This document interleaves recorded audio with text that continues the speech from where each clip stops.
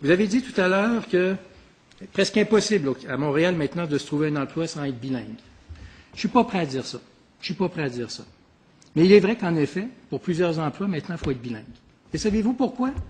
Est-ce que c'est parce que la loi 101 ne s'applique pas? Est-ce que c'est parce qu'au fil du temps, les gouvernements successifs, que ce soit les gouvernements péquistes ou libéraux, se sont adaptés au règlement de la décision de la Cour suprême? Ou bien c'est parce que tout simplement, on vit au 21e siècle? Et qu'au 21e siècle, on appelle ça la mondialisation? Et que vous le vouliez ou non, la langue qui est actuellement parlée en bien des places à travers le monde, c'est l'anglais. Et c'est pour ça que nous souhaitons que le Québec reste toujours, encore et entier français, mais que les Québécois puissent être bilingues. Je vous entendais parler tout à l'heure, madame, de vos enfants. Vous avez fait des cours d'immersion. Je vous ai entendu souvent, M. Larose, parler en anglais, un anglais impeccable. Moi, ce que je souhaite, c'est que tous les Québécois soient aussi riches et équipés que vous. Moi, ce que je souhaite, c'est que les Québécois puissent faire face aux défis du 21e siècle.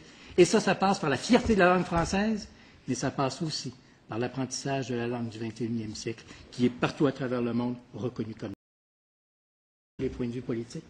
Et cet amour de la langue française doit être préservé, oui, mais ça ne veut pas non plus nécessairement dire qu'il faut occulter ou qu'il faut brimer d'autres langues. Bien au contraire.